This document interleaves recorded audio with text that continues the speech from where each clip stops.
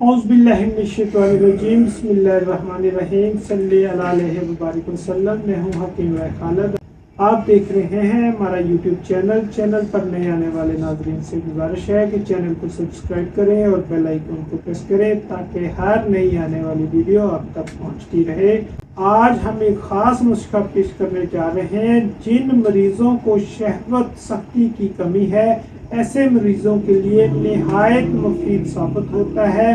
मगर याद रहे, ये कैप्सूल आपको वक्ती रिजल्ट भी देगा और आपकी मुस्तकिल टाइमिंग भी ठीक करेगा। आपकी कमजोरी हमेशा के लिए खत्म करेगा। आसाबी कमजोरी शुगर के मरीजों के लिए तोहफा खास है। शुगर की वजह से तनाव की कमी को दूर करता है। जिनसी अदम रगबती, खुद एतमादी का ना होना या खत्म हो जाना। शुगर के मरीजों को बिल्कुल मायूस नहीं होना चाहिए। अगर आप आम शहवत अंगेज दवाई इस्तेमाल करते हैं तो इस मेडिसिन से मैदे का अल्सर, सोजश, मसाना, गुर्दा हो जाता है। किसी किस्म का कोई साइड इफेक्ट नहीं है। 101% रिजल्ट के साथ बगैर किसी नुकसानदेह असरात के बेहतरीन रिजल्ट देते हैं। जिन मरीजों को शहवत सख्ती टाइमिंग की कमी है, इनके लिए जबरदस्त किस्म के कैप्सूल हैं।